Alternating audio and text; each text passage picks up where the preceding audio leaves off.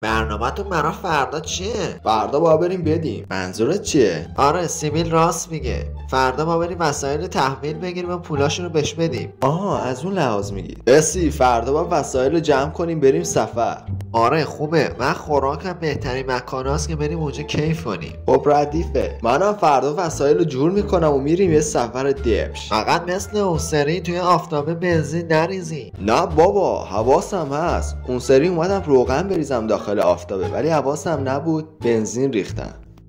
خب واسه چی میخواستی روغن بریزی داخل آفتابه؟ خب برای غذا پختن دیگه. خب اگر روغن نداشتی پس غذاها رو چجوری پختی؟ از شما که نمیتونم چیزی رو پنهون کنم. داخل غذا جیش ریختن. وای من دیدم این قشوره. لعنت بهت امیر. بگذریم حالا بریم وسایل آماده کنیم. چرا از اون ور میرید؟ بیاید با این ور برید. نرید. آن آقا 2 روز گذشت. میام این سیبیلامو آخر میکنم تو دهنت. بیا دیگه جواب بده. صلواتون کیه مزاحمشه؟ بابا هنوز که شبه. الو سیبیل چته؟ چقدر زنگ میزنی؟ آن آقا الان 2 روز گذشته. تو قراره با ما بیا یه سفر. بیا دیگه. راست میگه الان بیا. بالاخره منم اومدم. لعنت بهت اسی. الان 2 روز گذشته تو از خواب بیدار نشدی. من تازه چشم رو هم گذاشتم. چجوری 2 روز گذشت؟ هرچی بود گذشت. بریم آماده شیم بریم سفر. مسائل آماده کردی دیگه. امیر چرا صندوق صدقات آوردی؟ صدقه باعث میشه کسی ما رو چش نکنه و سفر خوبی داشته باشیم. اگه یه صندوق صدقات کوچیک‌تر بیاوردی بهتر بود که. از قدیم گفتن اگر میخوای نیتت بزرگ باشه چیزهای بزرگ بردار. خب الان اینو از کمیته گرفتی دیگه آره؟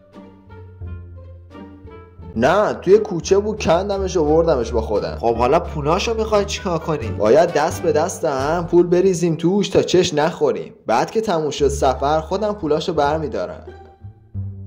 خب نه سرویس. حالا اون چتر رنگی مال چیه؟ اسی من و تو چند ساله با هم رفاقت داریم. پس پدر مادرامون هم برای ما یکی هم. پس من و تو هم با هم. گناه تو خوشگلیته خوشگلی در اما خودش رو میدونه. ببین چه جایی آوردم تو. خیلی قشنگه. همینجا پهن کنی وسایلو. برای اولین بار یه جای خیلی خوبی آوردیم.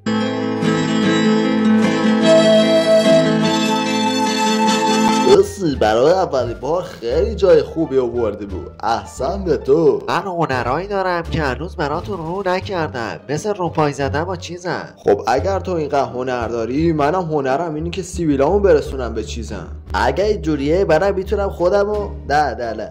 خب ادامه بده. تو که داشتی میگفتی همشو. بچه اون نصرت بنگی نیست؟ سلام خوشگلا. نصرت از تو بعیده. این لباسا چیه پوشیدی؟ مگه خبر ندارید الکسیس اونور نشسته. به افتخارش پیکنیک آوردم. براش سیخ و سنگ آماده کردم. الکسیس کیه دیگه؟ احبه. بعد بیا خودم فیلماشو بهت نشون میدم. باشه بعد بهم نشون بده. شما فیلمو ببینید من برم مخشونو بزنم با پیکنیکم. سلام به خانومای گل. سلام سیبیلم. کاری داشتی؟ الکسیس میدونی این چیه؟ پیکنیک دیگه. نه این ابزار سیخ و سنگه. الان یکم میدم شما بکشید. وای اصلا باورم نمیشه. این با نون پاهاش این پولدار شده. پس چرا ما نشیم؟ باید برم اول مخشو بزنم. من روش کارشم بجونم. بذار برم.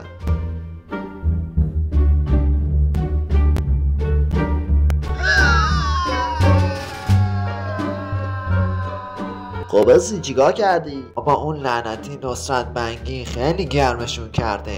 خیلی سخت مخشونو بزنی. ولی من میتونم. میخوای با سیبیلام بیام کمکت؟ سیبیلام خیلی میتونه بهت کمک کنه. اصلا قوت قلب میگیری باشون. نه لازم نکرده. اگر مجبور بشم بهش میگم فیلماتو پخش میکنم. خب نوبت ما رسید. من برم مخشو بزنم و بیام. برو امیدوارم موفق باشی. مخشو بزن و بیا. ببخشید خانم الکسیس یه لحظه میشه بیایید؟ با منید الان میام. نصرت جان میرم و میام. خانم الکسیس، من از شما خیلی خوشم اومده. دوست دارم همیشه باهاتون باشم چون نیازتون میشم. نه خیرم، من نصرت بنگی رو دارم. اگر نصرت رو دوست داری پس منم میرم فیلماتو پخش میکنم و همه نشون میدم تو کی هستی. نامرد بی‌لیاقت. هر کار میخوای بکن، من بیشتر پولدار میشم. خب اسی چیکار کردی؟ ببین رفتم بهش گفتم با دوست شو، ولی قبول نکرد. تهدیدش کردم فیلماشو پخش کنم، ولی او خندید. گفت من بیشتر پولدار میشم اگر فیلمها پخش بشه. نمیدونم پول این یعنی چی؟ چی جوری جور میشه؟ اسی الان چیزی که گفتی مثل اینی که من سیبیلامو بکنم. این چه حرفیه امیر؟ الان میرم بهش میگم ما هم میخوایم مثل تو پولدار بشیم، باید چیکار کنیم؟ نه اینو نگو، اصلا نگو. آقا نصرت یه لحظه میاد اینجا. چیه؟ کارم داشتی؟ ما هم دوست داریم مثل الکسیس پولدار بشیم، باید چیکار بکنیم؟ خب ببین، شب باید خودتون رو تمیز کنید، بیاید خونه من، راه و روش رو بهتون یاد میدم، برید و شب بیایید. باشه آقا نصرت، شب 4 تای مزاحمتون میشی. خب هماهنگ کردم، شب همه با برین خونه آقا نصرت. اسی لعنت بهت، تو که میدونی کار اون چیه. جایی که من شنیدم فقط گفتن نصرت دست میماله به آدم.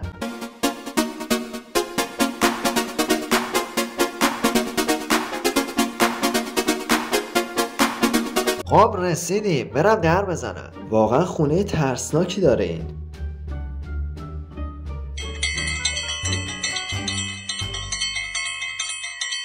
الان میام در رو باز میکنم، وایسید. سلام خوشگلم. سلام آقا نصرت، موها رو زدی انگار. آره علاوه بر موهای سر تمام بدنمو زدم براتون. منظورت چیه؟ هیچی، برید به نوبت بیاید داخل.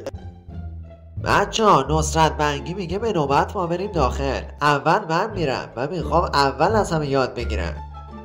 هفتا شکم آماده کردم برات، بخواب. مگه نمیخوای کارو یادم بدی؟ چرا بخوابم؟ چیکار میخوای بکنی؟ غمت نباشه، اومدم منم. وای من نگران اسی شدم، چرا نمیاد؟ آره برم 2 ساعت نگرانشم، خیلی وقت داخل مونده. ای وای نمیتونم راه برم، خودم رو صفر نگه دارم جلو اینا. سلام بچه‌ها من اومدم. اسی چی کار کرد داخل؟ چقدر طول کشید؟ نه لعنتی جوری بهم یاد داد که عمر دارم دیگه یادم نره. الان نوبت تو امیر، برو داخل. واقعا بهت یاد داد؟ منم خیلی دوست دارم یاد بگیرم ازش. برم سریع داخل.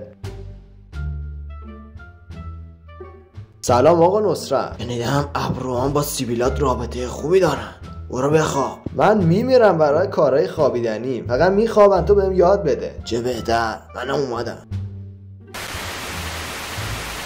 وای نمیتونم راه برم، باید خودم صفر بگیرم جلوشون. سلام بچه‌ها من اومدم. کار کرده داخل؟ خیلی خوب بود اگه. من همیشه سر کلاسا دوست دارم بخوابم و چیزی رو یاد بگیرم، ولی اینجوری دیگه هیچ وقت نمیخوام. برید بچه‌ها، نوبت شما دوتاست، دوتایی برید. آخ جود، منم میخوام برای پولدار شدن رو یاد بگیرم. بری واسه سی لعنت بهت، این چه کاری بود بهمون یاد دادی؟ دیگه نمیتونیم راه بریم درست. از قدیم گفتن کار کن، مگو چیز کار. اسی خفه شو. الکسیس خانم دیشب مراحل کارو بهشون یاد دادم، الان گمونم آماده کار باشم. این کیه دیگه؟ هر وقت درد داریم یکی در رو میزنه. ای وای بچه ها، نصرت بنگیه. سلام خوشگلای من. از امروز کارتون شروع میشه دیگه هر موقع کاری رو انجام بدید پول بدید. عبشو نصرت. خب بچه‌ها این ویدیو هم تموم شد. امیدوارم درس و عبرت گرفته باشید. هر کاری رو انجام ندید. واقعا دیگه نمیتونیم راه بریم، شما رو دیگه نمیدونم. تا ویدیو بعدی خدا نگهدارتون باشه. اسی چرا دستشویی دارم نمیتونم تحمل کنم، میریزه. وای الان میام.